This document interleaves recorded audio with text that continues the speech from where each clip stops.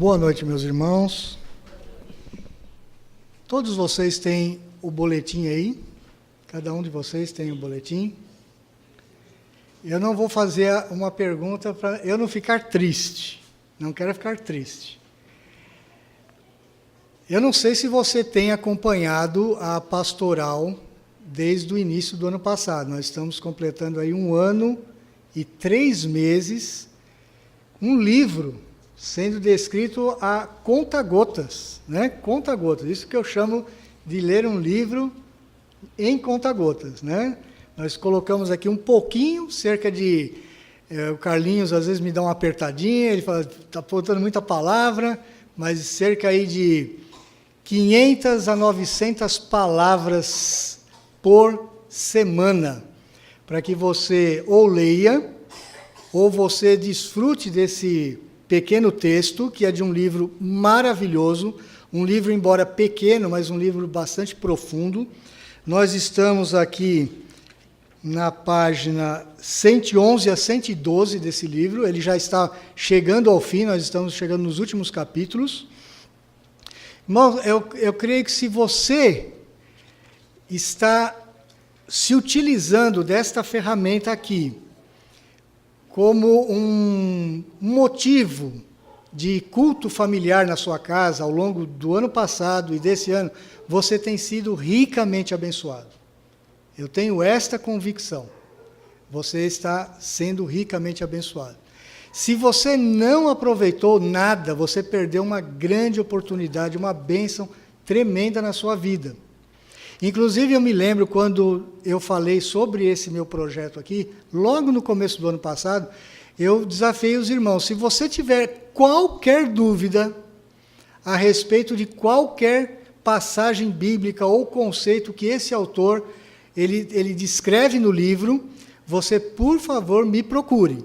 Ninguém me procurou até hoje. Então, eu creio que os irmãos estão entendendo tudo perfeitamente. Graças a Deus por isso. Mas, irmão, se você não está aproveitando isso, é o mínimo, gente, é o mínimo.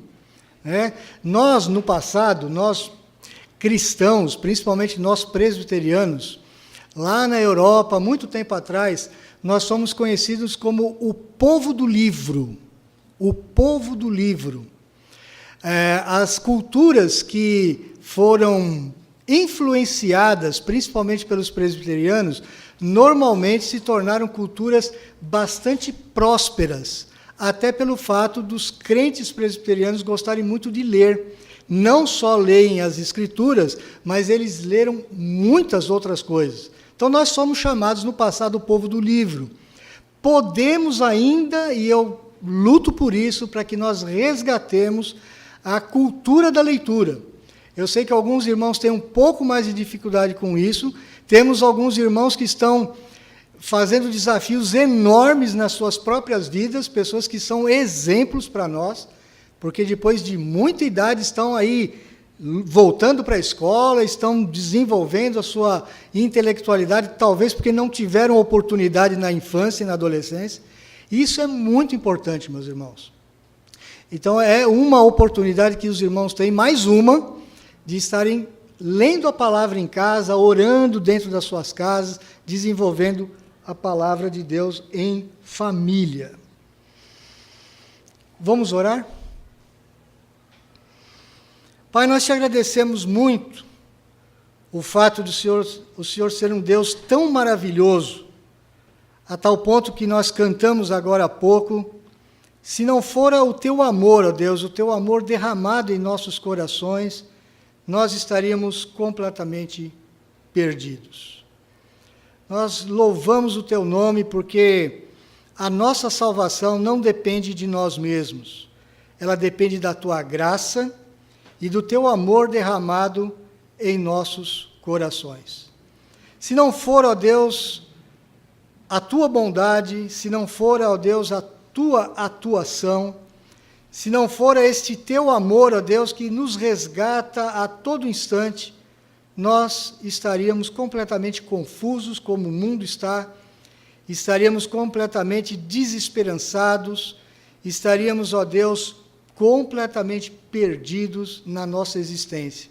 Mas a tua palavra tem nos dado segurança, a Tua palavra tem nos dado alegria, a Tua palavra tem nos dado esperança, a Tua palavra tem nos, Deus, revelado quem o Senhor é, e nós estamos cada dia mais admirados por sabermos como o Senhor é e como o Senhor se revela.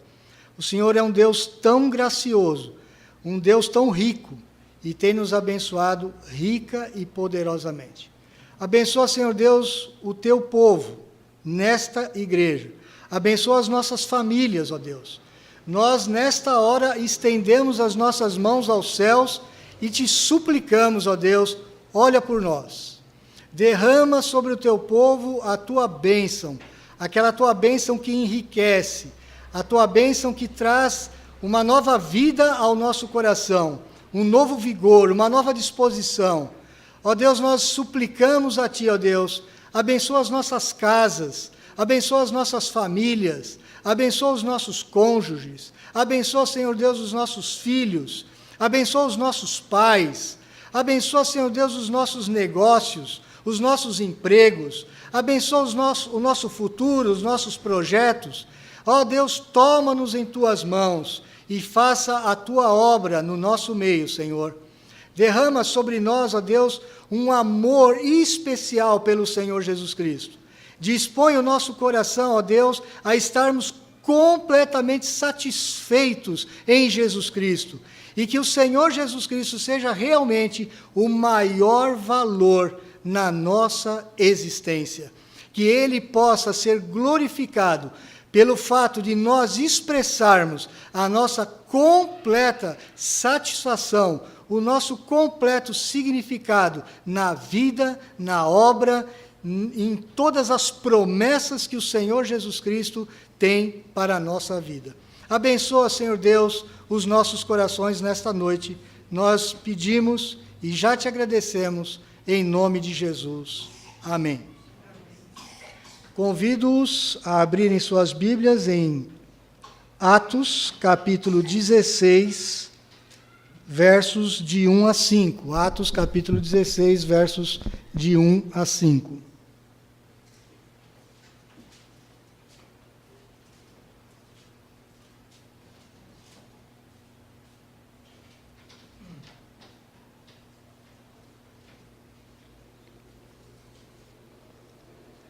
Se eu ficar um pouco mais rouco do que o normal, os irmãos me perdoem, mas essa semana me parece que eu tive uma reação à vacina da...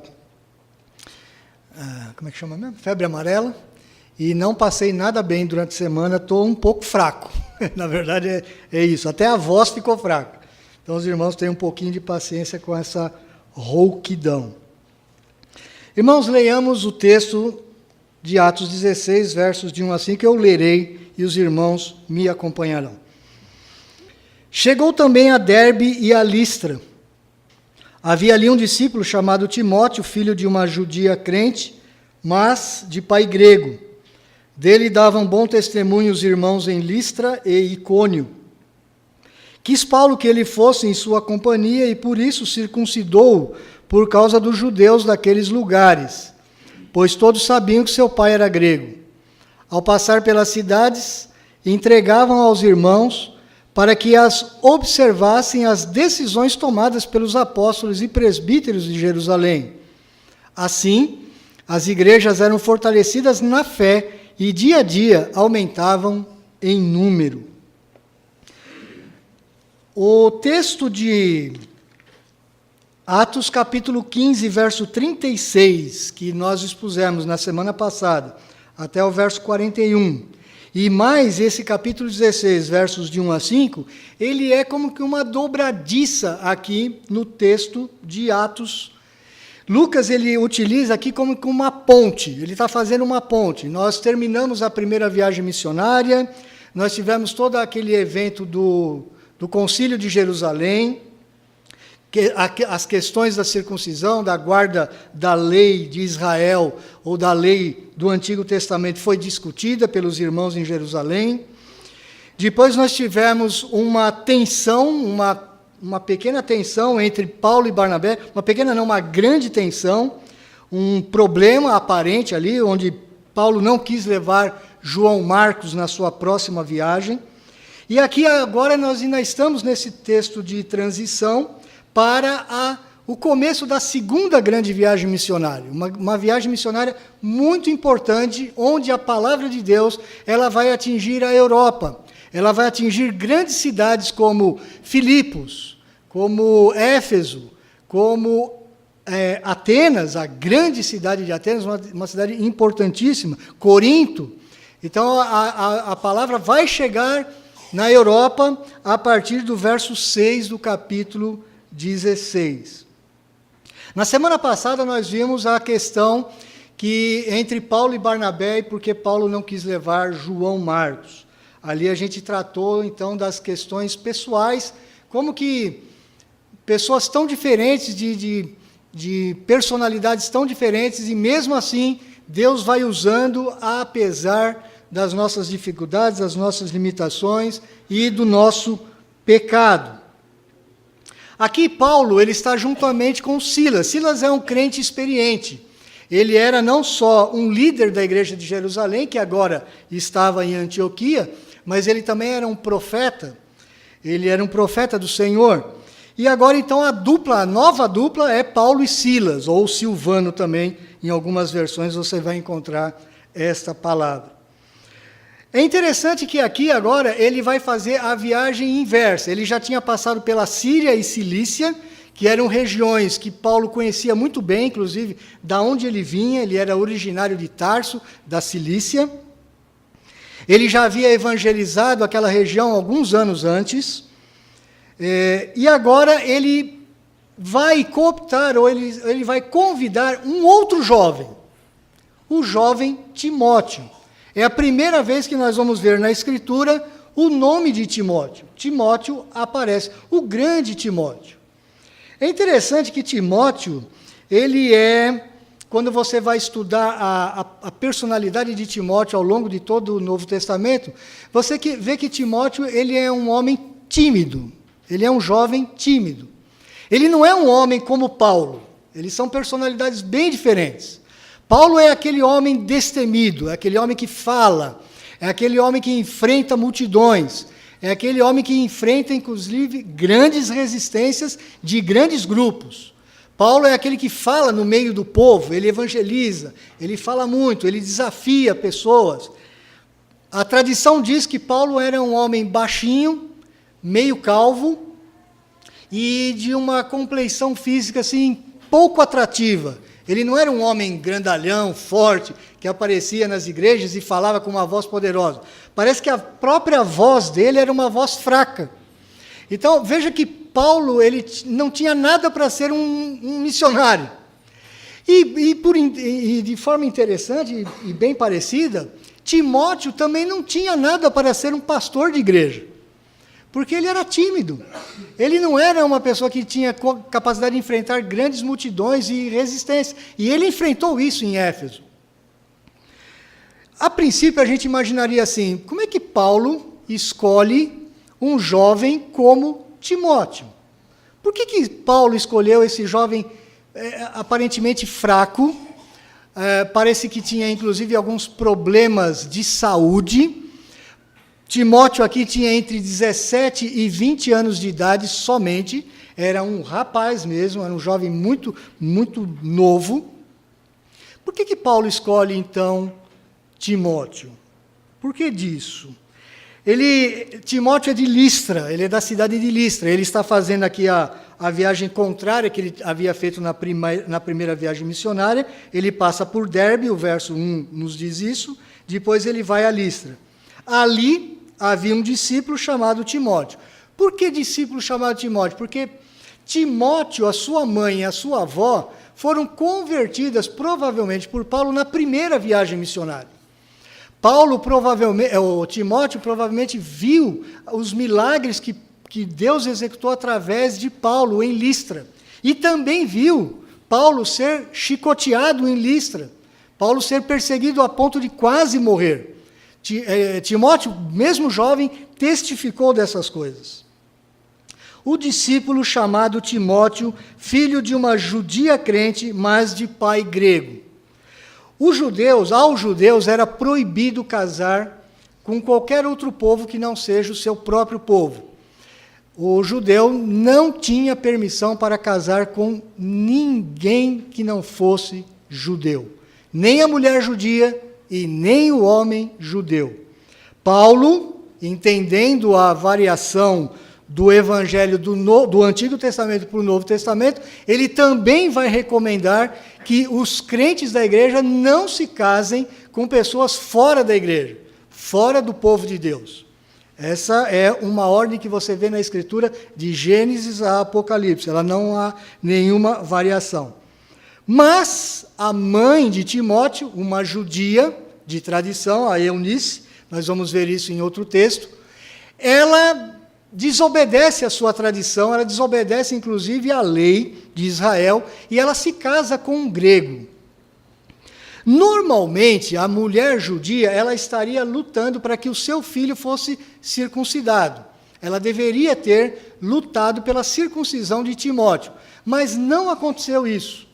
A gente não sabe exatamente o porquê. Talvez o pai de Timóteo, que provavelmente havia falecido há pouco tempo, que era de origem grega, ele não era um homem temente a Deus, ele não era um homem afeiçoado a nada à questão judaica, ele provavelmente não autorizou a que Eunice, a mãe de Timóteo, o circuncidasse. Muito bem. Paulo convida esse jovem Timóteo. Agora, Timóteo ele tem uma característica interessante que você vê no verso 2. De Timóteo davam bom testemunho os irmãos em Listra e Icônio, que eram duas cidades da Galácia do Sul, da região que Paulo havia evangelizado na sua primeira viagem. Ele tinha um bom testemunho das igrejas. Olha que coisa interessante. Vejamos o que o próprio apóstolo Paulo, quando escreve a carta aos Filipenses, o seu testemunho de Timóteo. Quem era esse Timóteo? Filipenses 2, eu quero convidar os irmãos a abrir, em Filipenses capítulo 2, versos de 19 a 23. Filipenses 2, versos de 19 a 23, é importante que os irmãos acompanhem-me nesta leitura desse texto relacionado a essa convocação de Paulo a Timóteo. Filipenses 2, a partir do verso 19, nos diz assim a palavra do Senhor: Espero, porém, no Senhor Jesus, mandar-vos Timóteo, o mais breve possível, a fim de que eu me sinta animado também, tendo conhecimento da vossa situação. Porque a ninguém tenho de igual sentimento que sinceramente cuide dos vossos interesses, pois todos eles buscam o que é seu próprio, não o que é de Cristo Jesus. E conheceis o seu caráter provado, pois ele serviu ao Evangelho junto comigo como filho ao Pai. Este, com efeito, é quem espero enviar, tão logo tenha eu visto a minha situação. E estou persuadido no Senhor de que também eu mesmo brevemente irei. Paulo tem uma ligação com a igreja de Filipos muito íntima, muito próxima. E veja que ele está escrevendo uma carta para aqueles irmãos a quem ele admirava muito, para quem ele tinha uma consideração muito grande. E ele está falando, olha, está difícil de mandar um líder para cuidar dos negócios, dos interesses de vocês. Porque parece que os líderes que estavam rodeando a Paulo, eles estavam interessados somente nos seus próprios interesses. Eles tinham interesses egoístas, próprios da sua própria vida. Tanto é que Paulo, ele fala uma coisa muito interessante: ninguém tem de igual sentimento. A palavra aqui é que Paulo e Timóteo, eles tinham um mesmo desejo, uma mesma estrutura mental de preocupação com o Evangelho de Cristo. Veja que isso é um contraponto ao que nós vimos na semana passada. O jovem João Marcos, embora ele fosse uma pessoa de estirpe religiosa, ele tinha uma estirpe judaica, ele era filho de uma mulher muito influente em Jerusalém, ele era primo de Barnabé, ele provavelmente era sobrinho de Pedro, o grande apóstolo, ele era um jovem ainda não preparado para aquilo que Paulo queria dos seus líderes. João Marcos era aquele rapaz que talvez tinha ele titubeava, ele falhava, ele voltava para trás. Então veja que Paulo, ele bate pé firme, ele não quer levar João Marcos junto com Barnabé. Ele faz toda aquela, entre parênteses, presepada que nós vimos na semana passada, para agora levar um outro jovem tímido. Mas por quê? Porque ele está falando, olha, Timóteo, ele tem o coração parecido com o meu, ele tem o mesmo sentimento com o meu, ele está preocupado com o Evangelho de Cristo.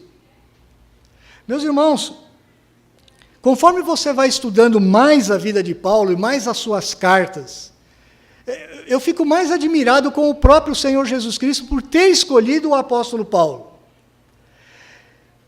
Quando você vê o Antigo Testamento, você vê a palavra de Deus sendo muitas vezes desacreditada, colocada de lado, não tendo a devida importância pelo próprio povo de Israel, pelo próprio povo de Deus, pelo próprio povo a quem Deus enviava os seus profetas, a quem Deus falava de várias formas, através de anjos. Veja que a palavra, ela não foi muitas vezes no Antigo Testamento levada a sério pelo próprio povo de Deus. Quando você chega no Novo Testamento, o que você tem aqui na expansão do Evangelho? O Evangelho, ele não só vai estar sendo pregado dentro do povo de Israel, que era um povo já acostumado às coisas de Deus.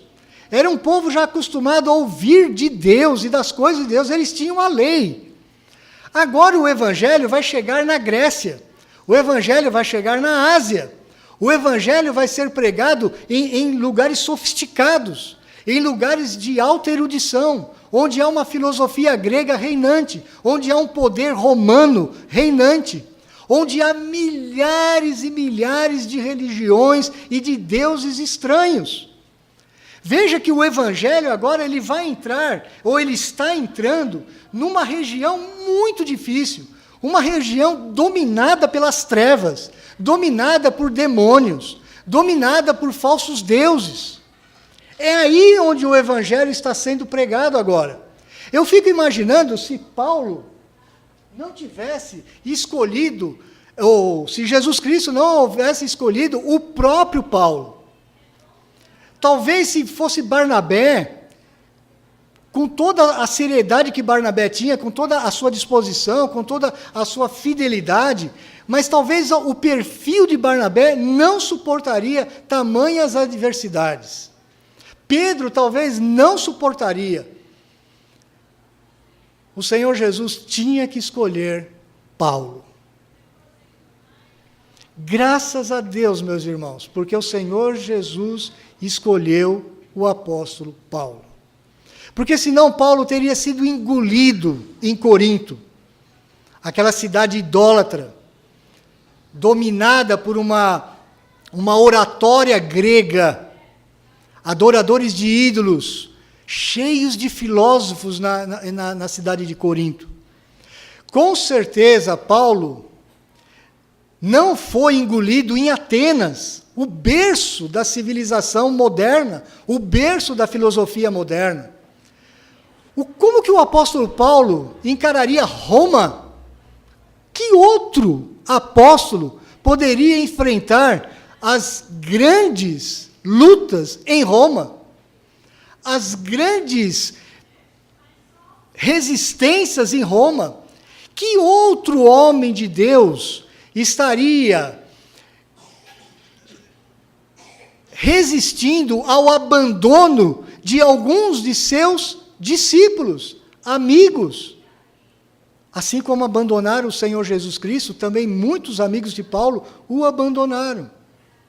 Este era Paulo.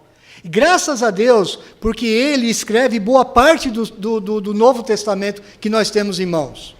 É este homem que Deus havia preparado já Como o próprio testemunho de Paulo diz, antes mesmo de ele ter nascido, para que ele fosse o porta-voz do Evangelho.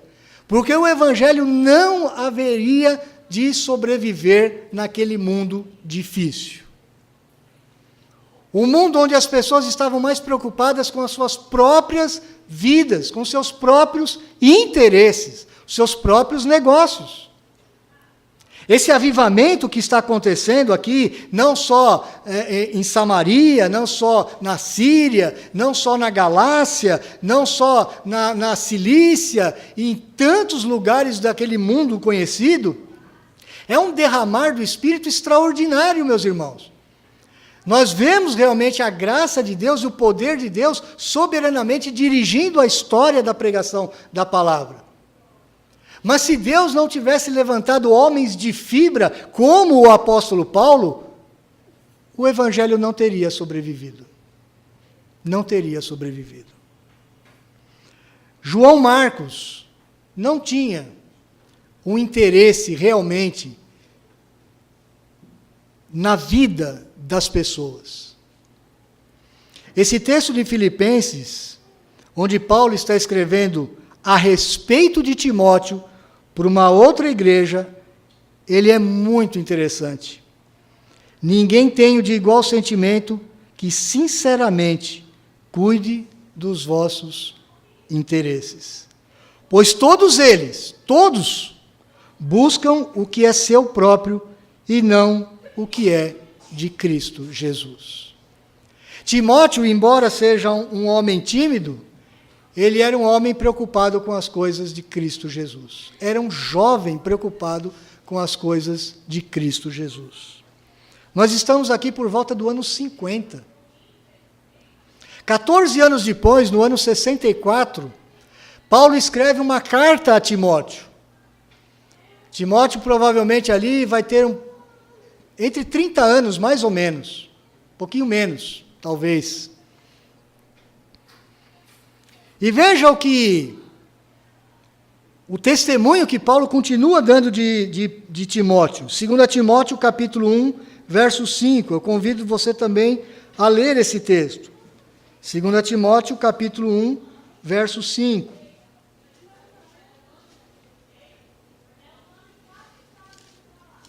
Segunda carta de Paulo a Timóteo.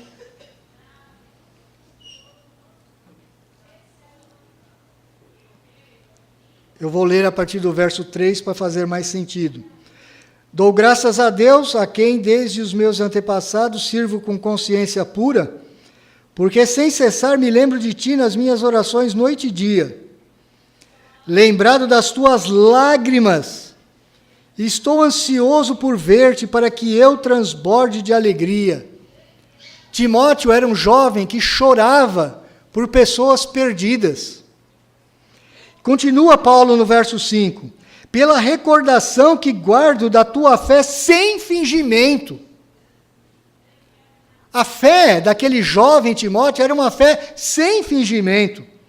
A mesma fé que primeiramente habitou em tua avó Lóide e em tua mãe Eunice, e eu estou certo de que também em ti. Por isso Paulo leva Timóteo. Por isso aquele homem experiente, calejado, que já havia sido maltratado, chicoteado muitas e muitas vezes, por isso que ele leva aquele jovenzinho de 17, 18, 19, no máximo 20 anos, para uma região ainda mais perigosa do que onde eles estavam. A grande região da Europa. Uma Europa incrédula, uma Europa cheia de trevas, uma Europa dominada por ídolos, por deuses estranhos, por filosofias humanistas. Veja o que ainda Paulo fala em 2 Timóteo capítulo 3, versos 14 e 15. Para ficar até melhor o contexto, eu vou ler a partir do verso 10. 2 Timóteo capítulo 3, a partir do verso 10. Veja que interessante que no início Paulo vai estar falando do Timóteo. Olha, você sabe do meu sofrimento que eu tive lá justamente na Galácia. Icônio, Listra, Derbe, Antioquia da Psídia. Diz assim o verso 10. Tu, porém, tem seguido de perto o meu ensino, procedimento, propósito, fé, longanimidade, amor, perseverança. Você tem seguido de perto todas essas minhas características, as minhas perseguições e os meus sofrimentos, quais me aconteceram em Antioquia, que é da Pisídia, Icônio e Listra, que variadas perseguições tenho suportado. De todas, entretanto, me livrou o Senhor. Ora, todos quantos querem viver piedosamente em Cristo Jesus serão perseguidos.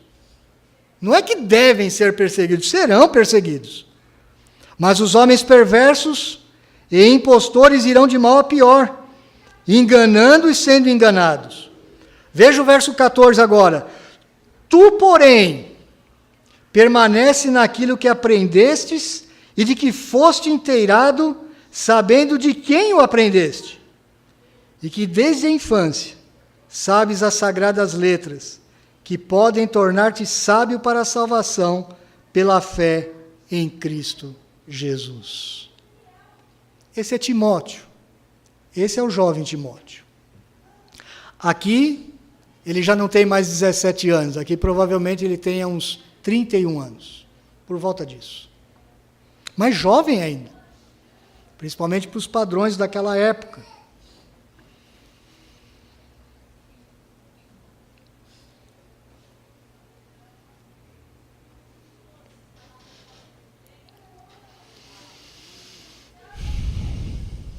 Nós somos uma congregação, meus irmãos. E nós queremos nos tornar uma igreja o mais breve possível, para termos até mesmo independência nas nossas decisões, aonde nós queremos chegar. Para isto, nós vamos precisar de líderes nesta igreja. Nós precisamos de pessoas que tenham as características do jovem Timóteo.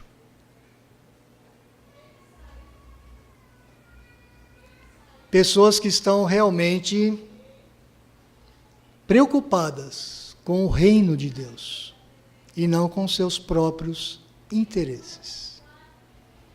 Homens que estejam comprometidos com o reino do Senhor. Não importa que é jovem e até um pouco tímido, mas que tenha o coração na obra do Senhor.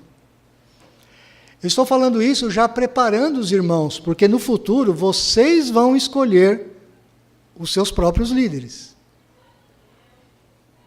Vocês vão ter este privilégio. E meus irmãos, a igreja ela é responsável pelos líderes que ela escolhe. Se uma igreja escolhe mal os seus líderes, a própria igreja vai sofrer com os seus líderes.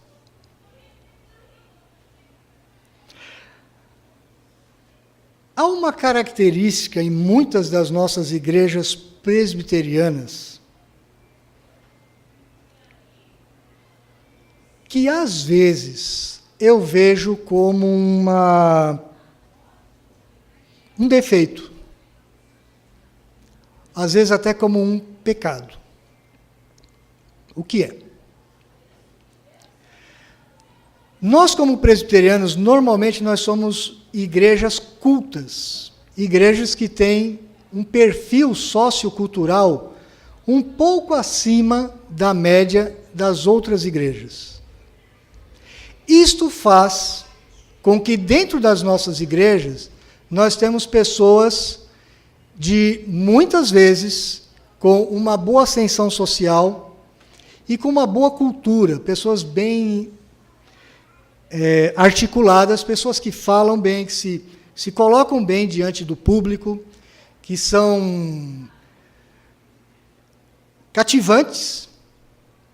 E eu tenho visto, ao longo da história da igreja, e não é aqui que eu estou falando, não é daqui, porque aqui, inclusive, nós não temos líderes eleitos. Eu vi muitas vezes o povo da igreja escolhendo líderes para a sua igreja, sejam presbíteros ou diáconos, porque ou eles tinham alguma condição social um pouquinho mais destacada, ou eram pessoas mais cultas, ou eram pessoas que tinham condições monetárias, financeiras melhores. Isso é um grande erro, meu irmão. Isso é um grande erro. Eu tenho conhecido pessoas, aliás, eu conheci um presbítero na Vila Maria, o senhor Adonirão, que minha mãe se lembra dele. Era um homem muito simples, muito simples. Eu acredito que aquele homem não tinha o primário completo. O antigo primário, os irmãos novos não sabem nem o que é primário. Acho que é o primeiro grau, né, Daniel? Primeiro grau, né? Ele não tinha o primeiro grau completo. Ele era um marceneiro. Bem simples. Mas eu nunca vi um homem como aquele. Aquele homem me impressionou demais quando eu fui para a igreja da Vila Maria. Me impressionou demais. Eu, universitário já, cheguei ali e fiquei impressionado como aquele homem conhecia as Escrituras. Como ele conhecia a palavra e como aplicava a palavra bem. Tinha uma vida muito simples, muito humilde, mas era um homem de Deus. Um homem que ajudou na minha conversão. Outros tantos, não daquela época, mas outros tantos líderes da igreja, com muito mais cultura, com muito mais riqueza, nunca me acrescentaram nada parecido como o senhor Adonirão. Meu irmão, quando você for escolher os líderes da igreja, ore muito mesmo. Quando chegarmos nessa época, eu vou recomendar, se eu ainda estiver aqui, eu vou recomendar aos irmãos que jejuem e orem muito na escolha dos seus líderes. Escolham líderes que tenham o coração nas mãos do Senhor, que amem a obra do Senhor, que amem o reino do Senhor. Escolham pessoas dessa forma, e a igreja vai prosperar, e a igreja vai crescer. Não vá pela cultura e não vá pelo dinheiro das pessoas, nunca faça isso. Nem mesmo pelo carisma. Há muitas pessoas carismáticas, mas que têm muito pouco da graça do Senhor nas suas vidas. Timóteo era esse homem, era esse jovem. E Timóteo foi muito importante no ministério de Paulo daí para frente. Veja que Timóteo vai ser, no futuro, dentro de 14 anos, o pastor da grande igreja da grande cidade de Éfeso. Uma igreja importantíssima. Tão importante que é a primeira carta que Jesus recomenda em Apocalipse, no capítulo 2 de Apocalipse. Carta à igreja de Éfeso. Era uma igreja importantíssima. E Timóteo foi pastor dessa igreja. Então veja que Timóteo realmente, ele faz um contraponto muito grande com João Marcos. Agora veja bem, João Marcos, ele não é para ser descartado.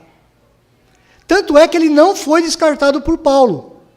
Porque quando Paulo está escrevendo uma das suas cartas ao próprio Timóteo, ele diz assim: leva João Marcos contigo, porque ele me é útil para o ministério em Roma. Mas isso lá na frente. Isso lá depois de 14, 15 anos. Então, o João Marcos também teve a sua oportunidade de amadurecer. Ele foi útil para o ministério de Paulo. Agora, se você prestou bastante atenção nas últimas pregações, inclusive do Concílio de Jerusalém, as questões que Paulo estava levantando contra a obrigação da circuncisão, você vai falar assim: olha, mas tem alguma coisa estranha aqui, Pedro. Porque agora Paulo está mandando circuncidar Timóteo antes de começar o trabalho missionário. Por quê? Será que Paulo mudou de ideia com relação à circuncisão? Não. Como havia dito, Timóteo era filho de uma mãe judia e de um pai grego. Ele não era circuncidado. Ele, tecnicamente, ele era considerado um judeu, mas um judeu apóstata. O que aconteceria quando Timóteo fosse, junto com Paulo, visitar uma sinagoga pregar o evangelho? Os judeus tradicionais da sinagoga não aceitariam Timóteo, porque eles sabiam, naquela região, os judeus sabiam, Timóteo não é circuncidado. Mas Timóteo tinha um bom testemunho da igreja cristã naquelas regiões. E por isso, então, Paulo circuncida Timóteo. Diferente de Tito, que nós lemos. Paulo brigou, falou, Tito não vai ser circuncidado, porque havia uma pressão dos judeus para circuncidar Tito. Mas Tito era puro grego. Ele não era judeu, ele não tinha nada com o judaísmo. Então, se Paulo tivesse aceitado a circuncisão de Tito, ele estaria pervertendo o próprio evangelho. Meus irmãos, em tudo isso aqui, o que eu quero mais que os irmãos vejam é que Paulo está preocupado com o evangelho, com a doutrina cristã, com a fé cristã. É esta a preocupação de Paulo. Veja que até mesmo muitos estudiosos, para quem estuda teologia sabe do que eu estou falando, os estudiosos até dizem assim, olha, não é possível que Paulo tivesse tido essa atitude aqui, porque ele foi o tempo todo contra a circuncisão. Gálatas inteiro ele fala contra isso. Veja, por exemplo, Gálatas 5, versos 2 e 3, só para você ter uma amostra. Gálatas, capítulo 5, versos 2 e 3. Ele está escrevendo justamente para as igrejas desta região. Veja o que ele fala ali. Eu, Paulo, vos digo que se vos deixar de circuncidar, Cristo de nada vos aproveitará. De novo testifico a todo homem que se deixa circuncidar, que está obrigado a guardar toda a lei. No verso 4, de Cristo vos desligastes, vós que procurais justificar-vos na lei, da graça decaístes. Se você tentar ser salvo pelas obras, você perdeu a graça, você já não é mais salvo pela graça. Você não entendeu a graça. Então veja que para Paulo isso é fundamental na preservação do evangelho. Ele vai lutar com isso com toda a sua garra. Por isso que, embora Paulo ele procure a comunhão dos irmãos, ele procure a bênção dos judeus para os quais ele vai anunciar o evangelho, ele quer que haja união no meio das sinagogas, ele quer que haja união no meio das igrejas, mas, meus irmãos, nós não podemos sacrificar a verdade por causa de união. Nunca! E a igreja moderna, a igreja atual, ela é o que mais tem feito. Ela tem sacrificado a verdade do evangelho por causa de uma falsa união. Vamos nos unir com todos aqueles irmãos, mas aqueles irmãos professam o verdadeiro evangelho? Não. Então por que eu tenho que me unir com eles? Não, mas porque nós pregamos o evangelho de Cristo é o amor. Meu irmão, não existe amor sem verdade. É isso que Paulo está querendo mostrar aqui, e é isso que Lucas, descrevendo, está querendo nos mostrar. Não existe amor sem verdade. Mas nós não temos que amar os inimigos? Temos que amar os inimigos, mas temos que falar da verdade para os nossos inimigos. E para os amigos, mais ainda. Eu falo para os meus filhos, sempre falei isso para os meus filhos, e continuo falando para esse aqui que é adolescente. Sabe quais são os seus verdadeiros amigos? Aqueles que falam a verdade na tua cara. Quem você é, os teus defeitos e o que você precisa ouvir. Não é o que você quer ouvir.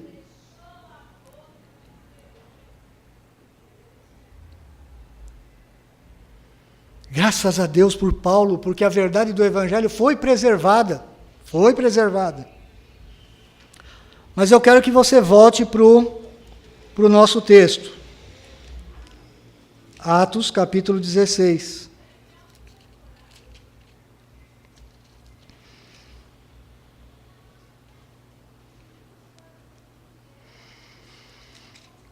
Então, Paulo leva aquele jovem Timóteo,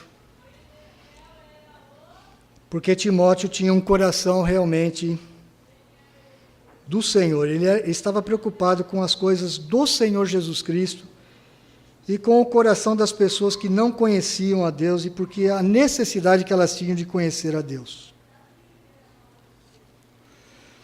No verso 4, diz assim o texto: ao passar pelas cidades, eles entregavam aos irmãos para que as observassem as decisões tomadas pelos apóstolos e presbíteros de Jerusalém. Assim, as igrejas eram fortalecidas na fé e dia a dia aumentavam em número. As decisões do Concílio de Jerusalém, se você lembra, lá do capítulo 15, eram para serem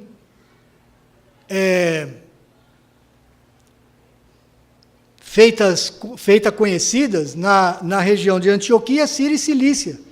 Mas Paulo agora, e Silas, e Timóteo, eles não estão na Síria e na Cilícia, eles estão na Galácia. Eles estão em outra região. Mas mesmo assim, Paulo sente a necessidade de ele transmitir as decisões do Concílio de Jerusalém, porque seria bênção para aqueles irmãos. Eles estariam livres do engano do judaísmo, que dizia que pelas obras que nós somos salvos, pela guarda das obras da lei, pela circuncisão, pela guarda de dias, de festas. Então, Paulo, ele também transmite a decisão de Jerusalém. Agora, preste atenção que no verso 5, ele é um verso daqueles chamados, eu já falei isso algumas vezes para os irmãos, pode ser que alguns tenham já esquecido. Lucas, quando ele faz a sua estrutura literária do livro de Atos, ele faz ela em blocos, em partes. E ele coloca sempre uma síntese, um sumário, uma declaração sintética ou um relatório de progresso num determinado ponto para mostrar, olha, aqui eu estou mudando para uma nova fase. Eu vou mostrar para vocês como é que isso se dá. Abram em Atos 2:47. Eu já falei sobre esse conceito de Lucas, é importante para que você entenda o livro, para que você entenda a mensagem, é importante que você veja o contexto literário do livro. E eu vou repetir novamente aquilo que alguns irmãos provavelmente já conhecem. No capítulo 2, verso 47, Lucas escreve assim: louvando a Deus e contando com a simpatia de todo o povo. Enquanto isso, acrescentava-lhes o Senhor dia a dia os que iam sendo salvos. Ponto. Aqui ele terminou um bloco importante, que foi o quê? O Pentecostes. O derramamento do Espírito Santo no meio dos judeus de Jerusalém. Ok. Agora vá para o capítulo 6, verso 7. Aqui você vai ver o final de outro bloco. Capítulo 6, verso 7. Nos diz assim: crescia a palavra de Deus e em Jerusalém se multiplicava o número dos discípulos, também muitíssimos sacerdotes obedeciam à fé. Aqui você já tem o evangelho mais espalhado em Jerusalém. Então, há o final de um segundo bloco aqui. Agora vá para 9:31. Capítulo 9, verso 31. São frases muito semelhantes umas às outras. Lucas está nos mostrando aqui que ele dividiu o seu livro em grandes blocos, e cada bloco desse tem uma ideia geral. E há também uma mostra de como o evangelho está se expandindo no mundo conhecido. Verso 31 do capítulo 9. A igreja, na verdade, tinha paz por toda a Judéia, Galiléia e Samaria, edificando-se e caminhando no temor do Senhor, e no conforto do Espírito Santo crescia em número. Sempre há a intenção de dizer que a igreja está crescendo. Mas não só isso. Agora 12:24. O que tinha acontecido aqui antes do capítulo 9, verso 31? A conversão de Saulo de Tarso. Um momento importante. O que vai acontecer no capítulo 10? A conversão de Cornélio. O primeiro gentil, temente a Deus, convertido. Agora capítulo 12, verso 24. Diz assim: entretanto, a palavra do Senhor crescia e se multiplicava. O que aconteceu um pouquinho antes aqui? a perseguição de Herodes a Pedro e Tiago, a morte de Tiago e o livramento de Pedro, e depois a morte de Herodes, que era um tipo de Satanás, um homem que era um instrumento político de Satanás para perseguir a igreja. Dali para frente, o que você vai ter? A primeira viagem missionária, capítulo 13, que nós temos estudado. Estudamos a primeira viagem missionária, o grande parênteses com o Concílio de Jerusalém e os 2 parênteses que nós estamos estudando da semana passada e nessa. Agora, no verso 5 do capítulo 16, você tem novamente uma declaração sumária. Novamente, ele está fechando um outro bloco. Começa, a partir da semana que vem, ou a partir da próxima pregação, um outro bloco importante no livro de Atos. E o que ele diz aí? Assim, as igrejas eram fortalecidas na fé e dia a dia aumentavam em número. Nesse versículo, eu queria que você entendesse o seguinte: esta fé aqui não é fé subjetiva. Não é como se eu perguntasse assim para o meu filho Daniel: Daniel, você tem fé em Cristo? Sim, pai, eu tenho fé em Cristo. Isso é o que a gente chama na Bíblia e na teologia de uma fé subjetiva. É a fé que o Daniel tem depois de ter sido apresentado o Evangelho para ele, as evidências da realidade de Cristo Jesus, e ele declara então a sua fé. É uma fé subjetiva, é a fé dele. É a fé do Daniel. A fé, essa palavra fé, que Lucas está escrevendo aqui, ela não é uma fé subjetiva, é uma fé objetiva. Ela está relacionada à palavra de Deus, à doutrina do Evangelho. Por isso que Lucas está preocupado aqui em mostrar o quanto Paulo luta pelo Evangelho. O quanto Paulo está preocupado com que as pessoas ao seu redor, inclusive judeus que eram irmãos de sangue dele, irmãos da etnia dele, estavam caminhando para o inferno, porque não conheciam a graça do Senhor Jesus Cristo. Por isso Paulo está preocupado em mostrar qual é a veracidade do Evangelho e como é importante a verdade do Evangelho acima de qualquer outra coisa. Então Lucas, ele faz o fechamento aqui mostrando exatamente isso. Essa preocupação com a doutrina faz um crescimento em paralelo com o número de crentes. Irmão, sinceramente, você quer que essa igreja cresça? Você quer que essa igreja cresça? Eu quero. E não para minha glória, mas para que o reino de Deus cresça nesse lugar. Para que muitas pessoas que hoje estão em trevas alcancem a luz do Evangelho de Cristo. Você também quer isso? Nós só podemos querer isso, meus irmãos, se você conhecer verdadeiramente o valor do Senhor Jesus Cristo. Se você não tiver ideia de quem é o Senhor Jesus Cristo, você não vai estar muito preocupado com isso, não. Você vai passar os seus dias assim, naturalmente, tranquilamente.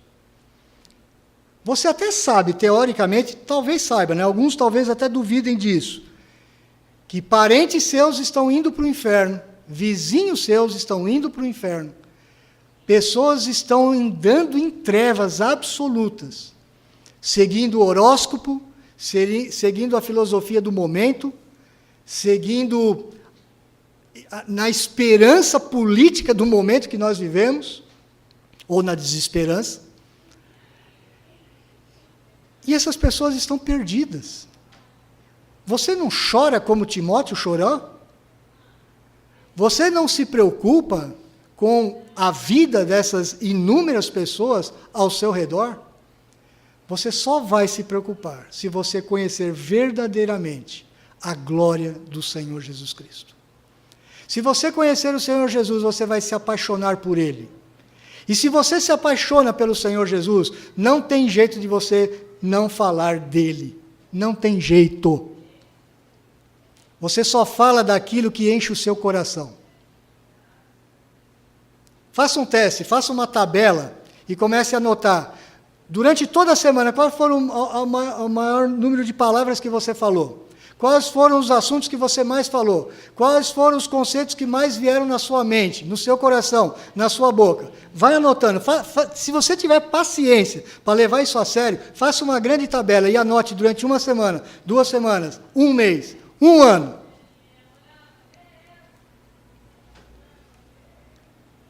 E aí você pode chegar diante do Senhor Jesus e falar: Senhor Jesus, eu preciso ter uma faxina no meu coração.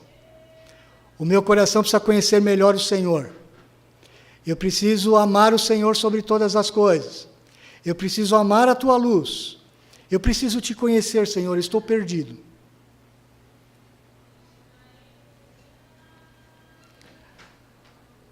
A verdadeira doutrina, meus irmãos, ela vai em paralelo com o aumento da igreja. A igreja cresce. Organicamente, um corpo tem que crescer, a menos que ele esteja doente. Deus tenha misericórdia de nós, meus irmãos. Deus nos levante, Deus nos desperte, Deus nos chacoalhe. E mesmo que Deus tenha que nos disciplinar com vara, que Ele assim o faça, para que a gente pare de dormir, para que a gente se desperte e para que a gente trabalhe no reino do Senhor, como Timóteo trabalhava. Oremos. Pai, tem misericórdia da nossa vida.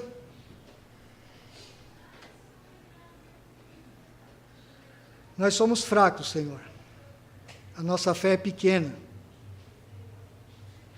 Nós somos sujeitos aos mesmos pecados que qualquer outro ser humano é sujeito.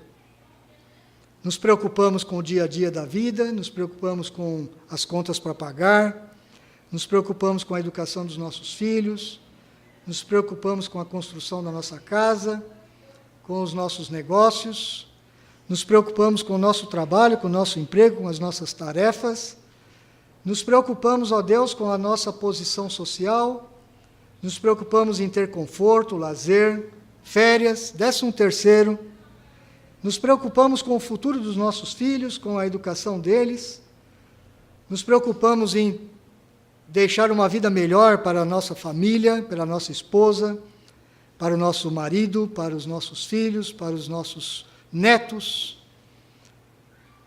Nós somos homens e mulheres sujeitos a tantas vaidades, fraquezas. Precisamos do Senhor. Precisamos da Tua graça, ó Deus. Precisamos de um despertar do Teu Espírito. Precisamos, assim como Ezequiel, quando viu aquele vale de ossos secos, ossos sequíssimos, sem vida alguma, ele perguntou: Senhor, como é que vai fazer para esses ossos reviverem? O anjo perguntou para ele, e ele voltou a pergunta para o anjo: Tu sabes, Senhor.